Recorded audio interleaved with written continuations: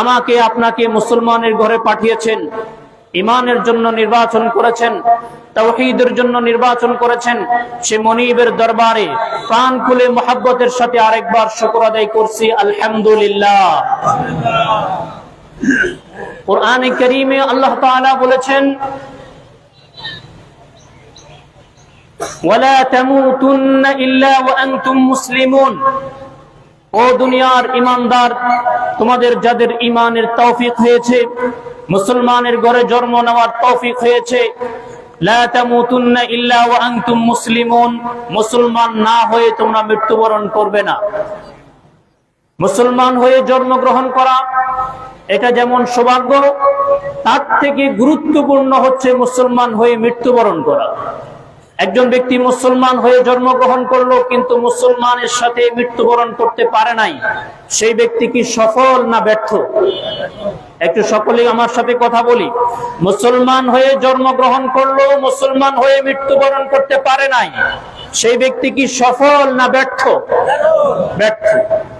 সেজন্য ওযু যেমন ফরজ রয়েছে, ওযু ভঙ্গের কারণও রয়েছে। সিয়ামের যেমন ফরজ রয়েছে, রোজা ভঙ্গের কারণও রয়েছে। ঠিক তদ্রূপ ভাবে সালাত নষ্ট হওয়ার, সালাত ভঙ্গের কারণও রয়েছে। কিন্তু সবকিছুর মূল হচ্ছে ঈমান। সবকিছুর মূল হচ্ছে ঈমান, তাওহীদ। ওই ঈমান ভঙ্গের কারণও রয়েছে। সালাত যদি কারো ভেঙে যায় তাহলে ওই ওয়াক্তের সালাত তার নষ্ট হবে। রোজা যদি কারো নষ্ট হয়ে যায়, ওই দিনের রোজার সওয়াব সে পাবে না। কিন্তু কোন ব্যক্তির ঈমান যদি নষ্ট হয় তাহলে তার পুরো জীবনের সকল সালাত, তার পুরো জীবনের সকল সিয়াম, তার পুরো জীবনের সকল নেক আমল বাতিল হয়ে যাবে। সুতরাং ওযু ভঙ্গের কারণ জানা যেমন জরুরি, সালাত ভঙ্গের কারণ জানা যেমন জরুরি, হজ ভঙ্গের কারণ জানা যেমন জরুরি, তার থেকে বেশি জরুরি ঈমান ভঙ্গের কারণ জানা। আমি খুব সংক্ষেপে প্রাথমিকভাবে ঈমান ভঙ্গের কারণগুলো আপনাদের সম্মুখে উপস্থাপনের চেষ্টা করব, এরপরে আমরা ইনশাআল্লাহ পরবর্তী আলোচনা করব। ঈমান ভঙ্গের 1 নাম্বার কারণ হচ্ছে, কেউ যদি স্বেচ্ছায় তার ইসলাম ধর্ম ত্যাগ করে, ঘোষণা দেয় আমি ইসলামের উপরে নাই, মুরতাদ হয়ে যায়, তাহলে সেই ব্যক্তির ঈমান নষ্ট হবে, সে চিরস্থায়ীভাবে জাহান্নামে থাকবে। কুরআন কারীম সূরা আল বাকারার 217 নম্বর আয়াতে আল্লাহ তাআলা ইরশাদ করেন, আউযু বিল্লাহি মিনাশ শাইতানির রাজীম, ওয়া মান ইয়ারতাদিদ মিনকুম আন দীনিহি ফায়ামুত ওয়া হুয়া কাফিরুন ফাউলাইকা হাবিতাত আ'মালুহুম ফিদ দুনিয়া ওয়াল আখিরাহ। তোমাদের মধ্যে যে ব্যক্তি তার দ্বীনকে, ইসলামকে ত্যাগ করে, তার ধর্মকে ত্যাগ করে, ফায়ামুত ওয়া হুয়া কাফির, কাফের অবস্থায় মৃত্যুবরণ করে, তওবা না করে দ্বীনে ফিরে না আসে, ফাউলাইকা হাবিতাত আ'মালুহুম ফিদ দুনিয়া ওয়াল আখিরাহ, দুনিয়া এবং আখিরাতের তাদের সকল আমলগুলোকে আল্লাহ তাআলা বরবাদ করে দিবেন, নষ্ট করে দিবেন। ওয়া উলাইকা আসহাবুন নার, এরা চিরস্থায়ী জাহান্নামী হবে। হুম ফিহা খালিদুন, তারা সেখানে চিরস্থায়ীভাবে অবস্থান করবে। কোন ব্যক্তি যদি স্বেচ্ছায় ঘোষণা দেয় আমি ইসলাম ধর্ম ত্যাগ করলাম, তাহলে সে ব্যক্তি চিরস্থায়ী জাহান্নামী হবে। এটি ঈমান ভঙ্গের 1 নাম্বার কারণ। 2, কোন ব্যক্তি যদি ঈমান আনার পরে যদি আল্লাহর সাথে শিরক করে, তাহলে ওই ব্যক্তির গোটা জীবনের সকল আমলগুলোকে বরবাদ করে দিবেন কে? একটু আওয়াজ দিয়ে বলেন, নষ্ট করে দিবেন কে? আল্লাহ তাআলা। কুরআনে কারীমে আল্লাহ সুবহানাহু ওয়া তাআলা সূরা আজ-জুমারের 65 নম্বর আয়াতে আল্লাহ তাআলা তার নবী মুহাম্মদুর রাসূলুল্লাহ সাল্লাল্লাহু আলাইহি ওয়াসাল্লামকে লক্ষ্য করে বলেন, ওয়ালাকাদ উহিয়া ইলাইকা ওয়া ইলাল্লাযীনা মিন ক্বাবলিক লাইন আশরাকতা লায়াহবাতান্না আমালুক ওয়া লাতাকুনান্না মিনাল খাসিরিন। আল্লাহ সুবহানাহু ওয়া তাআলা আয়াতের মধ্যে ইরশাদ করেন, হে নবী, আমি আপনার উপর এবং আপনার পূর্ববর্তী সকল নবী রাসূলদেরকে এই বিষয়টা জানিয়ে দিয়েছি, তাদের কাছে এই বিষয়টা আমি ওহী করেছি। লাইন আশরাকতা, বিশ্ব নবীকে আল্লাহ তাআলা বলেছেন, যার থেকে সম্মানিত কোন ব্যক্তি আল্লাহ তাআলার কাছে নেই। আল্লাহ তার নবীকে বলেছেন লাইন আশরাকতা, যদিও আল্লাহর নবী কখনো শিরক করার প্রশ্নই আসে না, কিন্তু আল্লাহ তার নবীকে লক্ষ্য করে বলেছেন লাইন আশরাকতা লা ইয়াহবাতান্না আমালুক, হে নবী আপনিও যদি শিরকে লিপ্ত হন, আপনার পুরো জীবনের সব আমল বাতিল হয়ে যাবে। ওয়ালা তাকুনান্না মিনাল খাসিরিন, ক্ষতিগ্রস্ত যারা আপনি তাদের অন্তর্ভুক্ত হয়ে যাবেন। কোরআনে কারিমে আল্লাহ তাআলা আরো ইরশাদ করেন, ইন্নাল্লাহা লা ইয়াগফিরু আন ইউশরাকা বিহি ওয়া ইয়াগফিরু মা দুনা যালিকা লিমান ইয়াশা। আল্লাহ সুবহানাহু ওয়া তাআলা শিরক ব্যতীত অন্য যে কোনো নেক আমলকে আল্লাহ যদি চান তিনি ক্ষমা করে দিতে পারেন। অর্থাৎ একজন ব্যক্তির আমলনামায় শিরক নাই, বাকি অন্য সকল পাপ আছে, ওই পাপ থেকে তওবা না করে সে মারা গেল, আল্লাহ পাক যদি চান এই ব্যক্তিকে বিনা শাস্তিতে আল্লাহ তাকে জান্নাত দিতে পারেন। কিন্তু আল্লাহ বলেছেন যদি কারো আমলনামায় শিরক থাকে, ওই অবস্থায় মৃত্যুবরণ করে, আল্লাহ বলেছেন তাকে ক্ষমা করা হবে না। এক্ষেত্রে একটি ছোট্ট একটি নোট মনে করে দিচ্ছি, অনেক মানুষের ধারণা যে শিরক যদি কেউ করে তাহলে তার মনে হয় আর জীবনে ক্ষমাই নাই। শিরক যদি কেউ করে, তওবা না করে যদি মারা যায় তাহলে তার কোনো ক্ষমা নাই। কিন্তু শিরক করার পরে যদি তওবা করে মারা যায়, ঈমান আনে, তাহলে আল্লাহ তাকে মাফ করে দিবেন। ঈমান ভঙ্গের দ্বিতীয় নম্বর কারণ হচ্ছে শিরক। কোন ব্যক্তির আমলনামায় যদি শিরক থাকে তার পুরো জীবনের আমলকে আল্লাহ তাআলা বাতিল করে দিবেন। আল্লাহ তাআলা হাদিসে কুদসির মধ্যে বলেছেন, ইয়া বানি আদম, হে বনি আদম, লাউ আতাইতানি বিকুরাবিল আরদি মিন খাতায়া ثم لقيتني لا تشرك بي شيئا لاتيتك بقرابها مغفرة।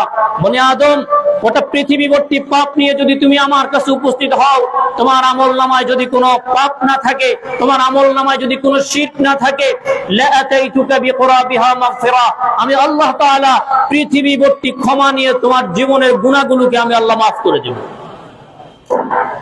ঈমান ভঙ্গের ৩ নম্বর কারণ, দ্বীনের অকাট্য বিষয়গুলো যদি কেউ অস্বীকার করে। দ্বীনের অকাট্য বিষয় হচ্ছে ঈমানের রোকন এবং ইসলামের রোকন যদি কেউ অস্বীকার করে, কোরআনে বর্ণিত এবং হাদিসে বর্ণিত, বিশুদ্ধ হাদিসে বর্ণিত কোন বিষয় যদি কেউ অস্বীকার করে, তার পুরো জীবনের সব আমল বরবাদ, সে ব্যক্তি ইসলাম থেকে বের হয়ে যাবে। ইসলামের রোকন কয়টি? একটু বলেন না, আপনারা একটু কথা বলেন। ইসলামের রোকন কয়টি? 5টি। একটু আওয়াজ দিয়ে বলেন, ইসলামের রোকন কয়টি? 5টি। ঈমানের রোকন কয়টি? ঈমানের রোকন 6টি। ঈমানের রোকন কয়টি? 6টি। আমাদের অনেকেই 7টি বলেছেন, আসলে ওয়াল বাসি বাদাল মাউত ওয়াল ইয়াউমিল আখিরা, এই দুইটা মিলে মূলত একটা। ঈমানের রোকন 7টি নয়, ঈমানের রোকন 6টি। একটি কথা খুব কিছু কিছু মানুষের মধ্যে ইতিমধ্যে শোনা যায়, এক এক আলেম, এক এক হুজুর এক এক কথা বলে, আমরা কোন দিকে যাব? কি এরকম কথা আমাদের সমাজের মধ্যে আছে না নাই? একটু ভাই কথা বলেন, আছে না নাই? আছে। খুব ভালো করে বুঝুন, এক এক আলেম এক এক কথা বলে যেগুলো, সেগুলোকে এক সাইড করে রাখুন। দুনিয়ার সকল আলেম, সকল উলামায়ে কেরাম যে বিষয়গুলোতে একমত, আপনি আপনার জীবনে সেগুলোকে বাস্তবায়ন করুন। এগুলোকে বলা হয় দ্বীনের অকাট্য বিষয়। এগুলো কেউ অস্বীকার করলে তার ঈমান চলে যাবে। আমি বুঝাচ্ছি, পৃথিবীতে এরকম কোন আলেম আছে যিনি বলছেন নামাজ পড়া লাগবে না? কি আছে? রোজা রাখা লাগবে না, হজ করা লাগবে না, যাকাত দেওয়া লাগবে না, এরকম কোন কথা কি আছে? এগুলোকে বলা হয় দ্বীনের অকাট্য বিষয়। দ্বীনের অকাট্য বিধানগুলোকে যদি কোনো ব্যক্তি অস্বীকার করে, তাহলে সে কাফের হয়ে যাবে, ইসলাম থেকে বের হয়ে যাবে, তার ঈমানটা ভেঙে যাবে। ঈমান ভঙ্গের 4 নম্বর যে বিষয়টি, সেটি হচ্ছে ইসলাম ধর্ম গ্রহণ করার পরে ইসলাম নিয়ে সন্দেহ পোষণ করা। ঈমান আনলাম, ঈমান আনার পরে ইসলামের বিধিবিধানের উপরে প্রশ্ন তুললাম। যেমন আল্লাহর বিধান হচ্ছে 2 মেয়ে সম্পদ যা পাবে 1 ছেলে তা পাবে। এই বিধান দিয়েছেন কে? একটু আওয়াজ দিয়ে বলেন, এই বিধান দিয়েছেন কে? আল্লাহ এই বিধান দিয়েছেন। এখন কোন ব্যক্তি যদি বলে যে আল্লাহর এই বিধানটা আমার কাছে কেমন কেমন লাগে, সে আল্লাহর এই বিধানের উপরে সন্দেহ পোষণ করলো। ইসলামের হিজাবের বিধান, পর্দার বিধান দিয়েছেন কে? একটু আওয়াজ দিয়ে বলেন, পর্দার বিধান দিয়েছেন কে? হিজাবের বিধান দিয়েছেন কে? এখন কোন ব্যক্তি ঈমান আনার পরে নামাজ পড়ে, রোজা রাখে, হজ করে, যাকাত দেয়, সবকিছু ঠিক, কিন্তু ইসলামের এই হিজাবের এই পর্দার বিধানের উপরে তার আপত্তি, তার ভিতরের মধ্যে সংশয়, সন্দেহ যে এটা কেমন কেমন হয়ে গেল। এই কেমন কেমন হয়ে গেলে সন্দেহের রোগ যার ভিতরে আছে, সে ঈমান আনতে পারে না, তার ঈমান ভেঙে গিয়েছে। ওয়া ইন সাল্লা ওয়া সামা, যদিও সে নামাজ পড়ে, রোজা রাখে, হজ করে, যাকাত দেয়, সব কিছুর সাথে সে ব্যক্তি কাফের। হাজরিন, ঈমান ভঙ্গের অন্যতম আরেকটি 5 নাম্বার কারণ হচ্ছে আল্লাহর দ্বীন এবং রাসূল সাল্লাল্লাহু আলাইহি ওয়াসাল্লামকে নিয়ে ঠাট্টা, উপহাস কিংবা ব্যঙ্গ বিদ্রূপ করা। কোরআনে কারীম সূরা আত-তাওবার 65 এবং 66 নম্বর আয়াতে আল্লাহ তাআলা বলেছেন, কুল আবিল্লাহি ওয়া আয়াতিহি ওয়া রাসূলিহি কুনতুম তাস্তাহজিউন লা তা'তাযিরু ফাকাদ কাফারতুম বা'দা ঈমানিকুম। হে নবী, আপনি বলে দিন, তোমরা কি আল্লাহকে নিয়ে, তার আয়াতসমূহ নিয়ে, তার রাসূলকে নিয়ে তোমরা কি ব্যঙ্গ করো, তোমরা কি ঠাট্টা করো? লা তা'তাযিরু, তোমরা কোন ধরনের ওজর পেশ করবে না। ফাকাদ কাফারতুম বা'দা ঈমানিকুম, ঈমানের পর তোমরা কুফরিতে লিপ্ত হয়েছো। আল্লাহর কোন বিধান, অকাট্য কোন বিধান, সালাত, সাওম, হজ, যাকাত, ঈমানের রোকন এবং ইসলামের অকাট্য পর্দার বিধান, ইসলামের হুদুদ থেকে শুরু করে এগুলোর কোন একটা বিষয় নিয়ে যদি কেউ ঠাট্টা, উপহাস, ব্যঙ্গ করে, তাহলে তার ঈমান ভেঙে যাবে, তার ঈমান নষ্ট হয়ে যাবে। এটি ঈমান ভঙ্গের 5 নাম্বার কারণ। প্রাসঙ্গিক আরেকটি কথা বলে রাখি, সেটি হচ্ছে আমরা যে কোরবানির পশুকে কোরবানি করি, এই কোরবানির পশুকে কোরবানি করার বিধান দিয়েছেন কে? একটু আওয়াজ দিয়ে বলেন, বিধানটা দিয়েছেন কে? আল্লাহ তাআলা বিধান দিয়েছেন। কোরবানির পশুগুলো হচ্ছে মিন শাআইরিল্লাহ, এরা আল্লাহর নিদর্শন।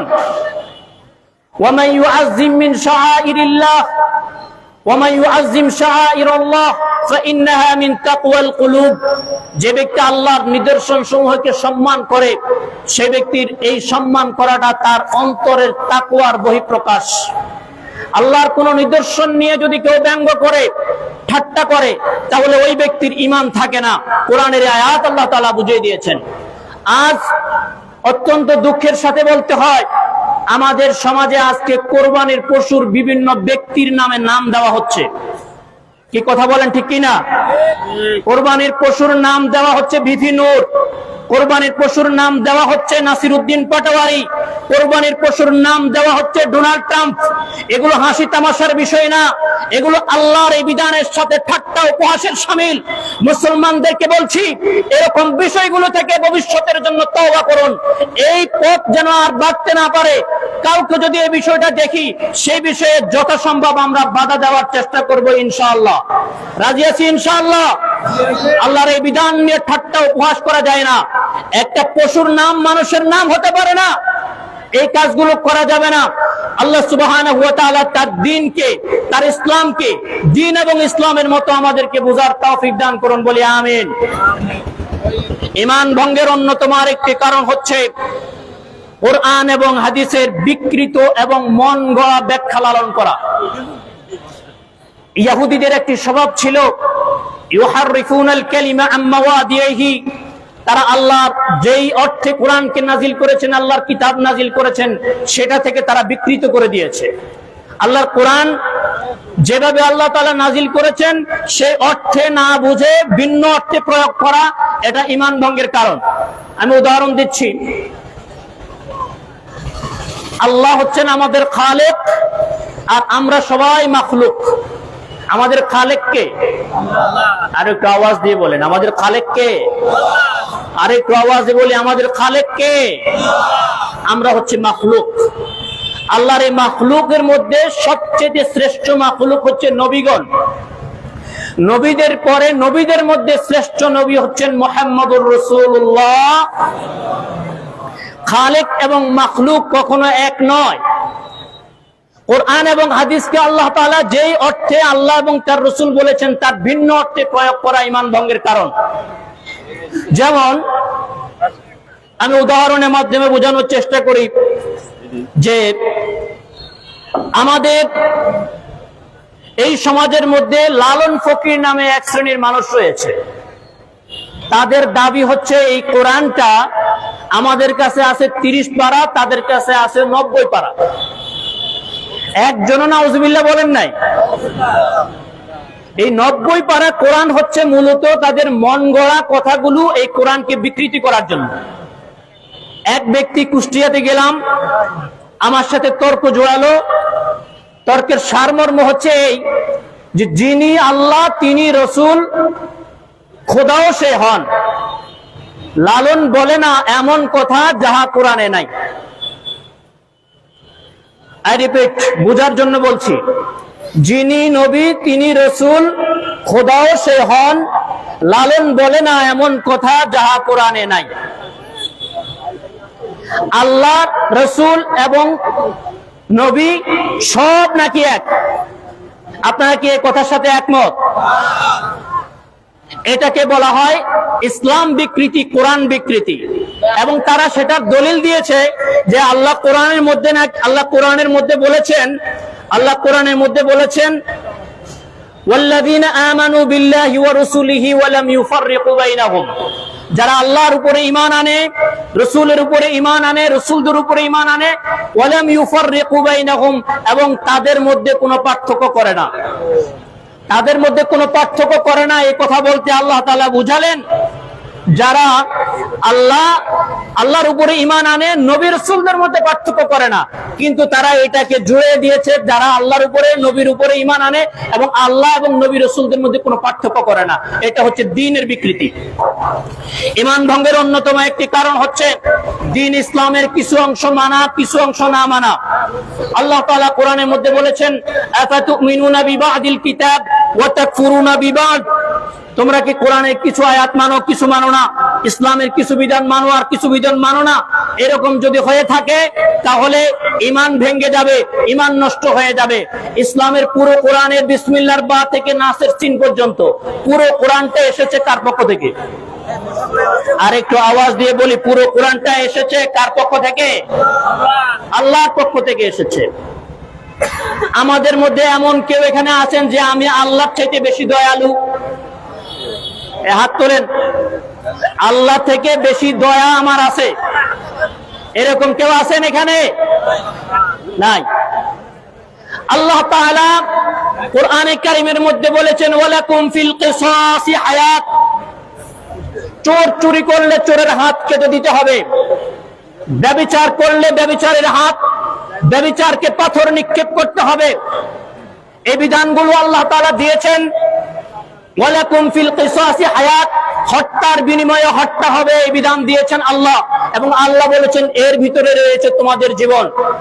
কোন ব্যক্তি বুঝে বলুক অথবা না বুঝে বলুক, যদি কোন ব্যক্তি ইসলামের এই হুদুদ, ইসলামের এই বিধানগুলোকে যদি মধ্যযুগীয় বর্বরতার সাথে তুলনা করে, তাহলে ওই ব্যক্তির ঈমান নষ্ট হয়ে যাবে। সে বুঝে বলুক অথবা না বলুক, তাকে তওবা করে আবার ইসলামে আসতে হবে। ঈমান ভঙ্গের অন্যতম কারণ হচ্ছে কোন ব্যক্তি যদি বলে আমি টোটাল হাদিস মানি না, আমি শুধু কোরআন মানি। কোরআন এসেছে যে আল্লাহর পক্ষ থেকে, হাদিসে এসেছে সে আল্লাহর পক্ষ থেকে। পার্থক্যটা এক কথায় বোঝার চেষ্টা করুন। কোরআন আল্লাহ তাআলা জিবরিলের মাধ্যমে মুহাম্মদ সাল্লাল্লাহু আলাইহি ওয়াসাল্লামের উপরে নাযিল করেছেন। হাদিস জিবরিল ছাড়া মুহাম্মদ সাল্লাল্লাহু আলাইহি ওয়াসাল্লামের অন্তরে আল্লাহ তাআলা ঢেলে দিয়েছেন। পার্থক্য এখানেই। কোরআন এবং হাদিস দুইটাই এসেছে কার পক্ষ থেকে? একটু আওয়াজ দিয়ে বলি, কোরআন হাদিস দুইটাই এসেছে কার পক্ষ থেকে? হাদিস মুহাম্মদ সাল্লাল্লাহু আলাইহি ওয়াসাল্লামের পক্ষ থেকে নয়। ওয়া মা ইয়ানতিকু আনিল হাওয়া ইন হুয়া ইল্লা ওয়াহয়ু ইউহা। মুহাম্মদ সাল্লাল্লাহু আলাইহি ওয়াসাল্লাম নিজের থেকে কোনো কথা বলেন না, তিনি যা বলেন সব তার পক্ষ থেকে বলেন, আল্লাহর পক্ষ থেকে বলেন। ঈমান ভঙ্গের অন্যতম কারণ হচ্ছে কোন ব্যক্তি যদি নামাজ পড়ে, রোজা রাখে, হজ করে, যাকাত দেয়, ঈমানের সব কিছু ঠিক আছে, মুহাম্মদ সাল্লাল্লাহু আলাইহি ওয়াসাল্লামকে মানে, কিন্তু মুহাম্মদ সাল্লাল্লাহু আলাইহি ওয়াসাল্লামকে শেষ নবী হিসেবে মানে না। কোন ব্যক্তি যদি মুহাম্মদ সাল্লাল্লাহু আলাইহি ওয়াসাল্লামকে শেষ নবী হিসেবে না মানে, সে যদি নামাজ পড়ে, রোজা রাখে, হজ করে, যাকাত দেয়, তাহাজ্জুদ পড়ে, মানুষের উপকার করে, মসজিদ করে, মাদ্রাসা করে, সব কিছুর পরেও সে ব্যক্তি কাফের, চিরস্থায়ী সে জাহান্নামে থাকতে হবে। আমি খুব অল্প সময় ঈমান ভঙ্গের কারণগুলো বলেছি। উদ্দেশ্য হচ্ছে ঈমান যদি না থাকে নামাজে কোনো কাজে আসবে না, রোজা কোনো কাজে আসবে না, কুরবানি কোনো কাজে আসবে না। আল্লাহ পাক এই ঈমান অনুযায়ী যেন আমরা মৃত্যুবরণ করতে পারি, যে আল্লাহ আমাদেরকে ঈমান দিয়েছেন সেই ঈমানের সাথে যেন আমরা মৃত্যুবরণ করতে পারি। আল্লাহ পাক আমাদেরকে সেই তৌফিক দান করুন, বলি আমিন। সকলে একটু উচ্চ স্বরে তাকবীর বলো, আল্লাহু আকবার, আল্লাহু আকবার।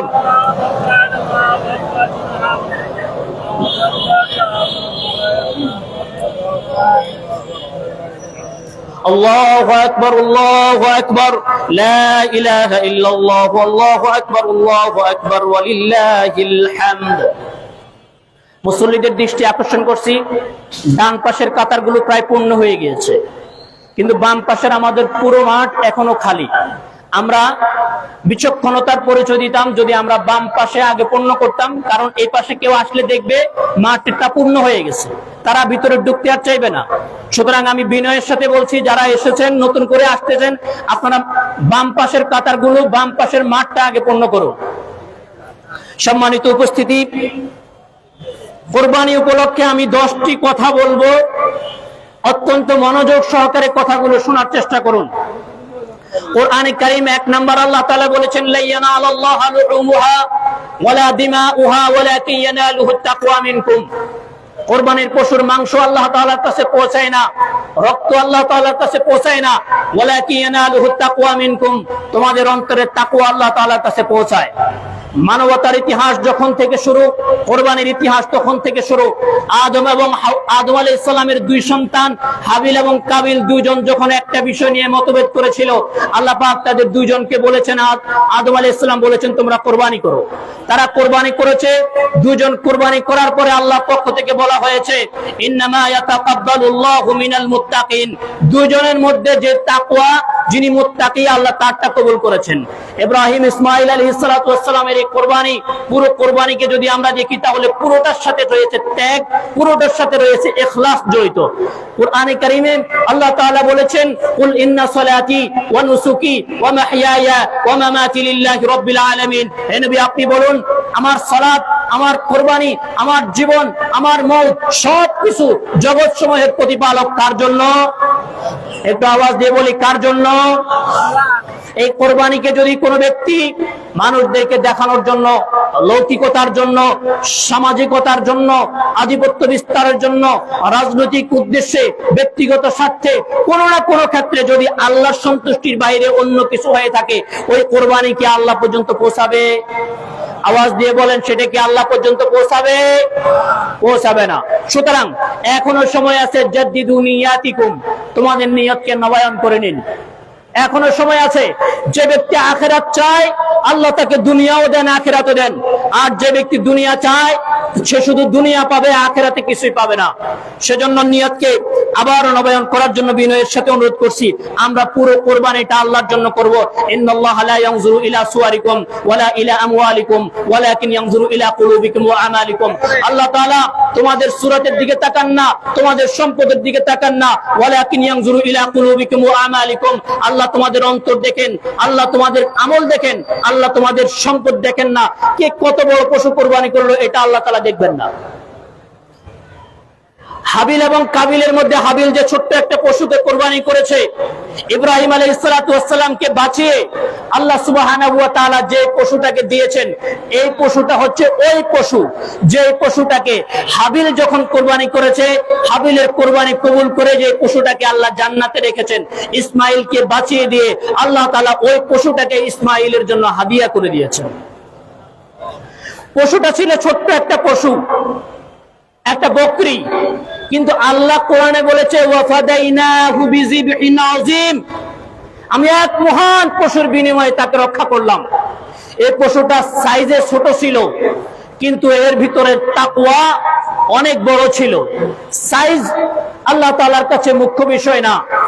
আল্লাহ তাআলার কাছে মুখ্য বিষয় হচ্ছে আমি যতটুকু করব ততটুকু আল্লাহর জন্য, কতটুকু করব এটা আল্লাহ তাআলা দেখবেন। হাজরিন, কোরবানির এই পুরো ইতিহাস থেকে আরেকটি বিষয় অত্যন্ত গুরুত্বপূর্ণ, সেটি হচ্ছে আমাদের প্রত্যেকের দায়িত্ব হচ্ছে নিজ সন্তানকে বাবার আনুগত্য করানো। ইব্রাহিম আলাইহিস সালাতু ওয়াস সালাম যখন স্বপ্নের কথা বললেন, সন্তানকে বললেন আমি দেখলাম তোমাকে জবাই করছি। এই কথা বলার সাথে সাথে ইসমাঈল আলাইহিস সালাতু ওয়াস সালাম রাজি হয়ে গেলেন, বাবার কথার উপরে প্রশ্ন তোলে নাই। সন্তানদের জন্য যতক্ষণ পর্যন্ত বৈধ প্রমাণ হবে, বাবার কথার উপরে প্রমাণ চলে না, এটাই ইসলাম। সন্তানরা আজকে বাবা এবং মায়ের আনুগত্য থেকে দিন দিন দূরে সরে যাচ্ছে। হাজিরিন, মনে রাখতে হবে সন্তানদেরকে, এই পৃথিবীতে যত পাপ আছে, একটা পাপ রয়েছে যে পাপের শাস্তি মৃত্যুর আগে পেতে হবে। সে পাপটা হচ্ছে পিতামাতার অবাধ্য। রাসূল করিম সাল্লাল্লাহু আলাইহি ওয়াসাল্লাম বলেছেন, কুল্লু যুনুব ইউখিরুল্লাহু মা শাআ মিনহা ইলা ইয়াউমিল কিয়ামাহ ইল্লা উকুকাল ওয়ালিদাইন। পৃথিবীর সকল পাপ ইচ্ছা করলে আল্লাহ তাআলা এটা কিয়ামত পর্যন্ত, পরকাল পর্যন্ত বিলম্ব করতে পারেন। ইল্লা উকুকাল ওয়ালিদাইন, পিতামাতার অবাধ্য হলে দুই চোখ বন্ধ হওয়ার আগে শাস্তি আল্লাহ দুনিয়াতে দিবেন। সুতরাং আল্লাহ কোরআনে বলেছেন, ওয়ালা তাকুল্লাহুমা উফ ওয়ালা তানহারহুমা, এমন আচরণ করো না যে পিতা এবং মাতা উফ বলবে। ওয়ালা তানহারহুমা, ধমক দেওয়ার প্রশ্নই আসে না। পিতামাতার কোনো কথা যদি আমার মন মতে না হয়, পূর্ববর্তী নেককার মানুষ যারা রয়েছেন তারা বলেছেন পিতামাতার সাথে তর্ক জোড়ানো যাবে না। যদি আদবের সাথে বলা যায় বলবে, যদি বলার সুযোগ না থাকে তাহলে অবশ্যই আল্লাহ তাআলার কাছে দোয়া করবে, আল্লাহ যেন পিতামাতাকে দ্বীনের সহি বুঝ দান করেন, সঠিক বুঝ যেন দান করেন। কথা বললেন যে মজিদ ভাই 1 নম্বর, প্রথমে 2 নম্বর, তারপরে টিচার ঠিক সময় তো কম। ঠিক ঠিক, প্রথম মজিদ ভাই প্রশাসক দেখা গেল। জি,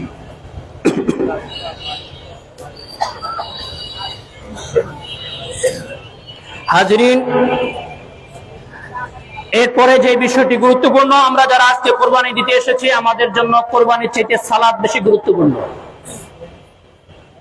কোরবানি ওয়াজিব, সালাত আদায় করা ফরজ। সেজন্য মনে রাখতে হবে, ফরজ বাদ দিয়ে সুন্নাত এবং ওয়াজিবের দিকে ছুটার অর্থ হচ্ছে, এই ঈদগাহের খতিব ডক্টর আব্দুল্লাহ জাহাঙ্গীর রাহিমাহুল্লাহ প্রায় তিনি বলতেন, লুঙ্গি খুলে পাগড়ি মাথায় দেওয়া যেমন, বেনামাজির জন্য কোরবানি আদায় করা তেমন। এই কথাটা মাথায় রাখতে হবে। সুতরাং এরপরে কোরবানি উপলক্ষে আরেকটি গুরুত্বপূর্ণ কথা, সেটি হচ্ছে প্রতিবেশীর দিকে খেয়াল রাখবেন।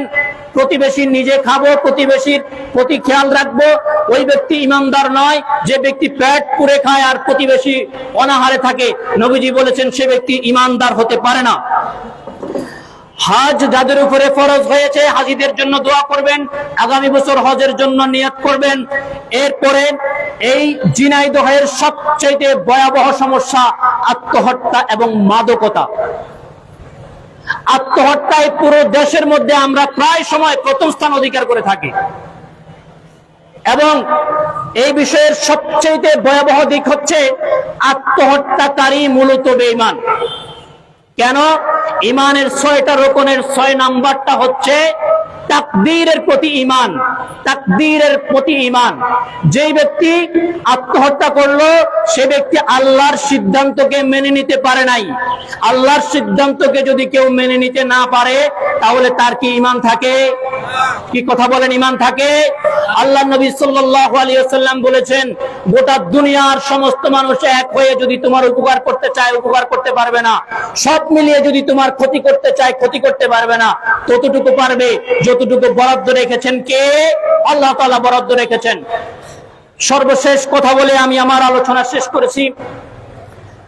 বাবা এবং মা যারা রয়েছেন সন্তানদের ব্যাপারে দায়িত্বশীল হন। মাগরিবের সালাতের পরে, আজানের পরে আপনার সন্তান যেন ঘরের বাহিরে না থাকে। মাদকতা নির্মূল প্রশাসন কিয়ামত পর্যন্ত করতে পারবে না যদি আমরা প্রত্যেকটা পরিবার, প্রত্যেকটা বাবা মা আমরা যদি এই বিষয়ে উদ্যোগ গ্রহণ না করি, সন্তানদেরকে যদি আমরা নিজেদের ঘরে আবদ্ধ করতে না পারি, তাহলে এই মাদকতা থেকে নির্মূল পাওয়া সম্ভব না।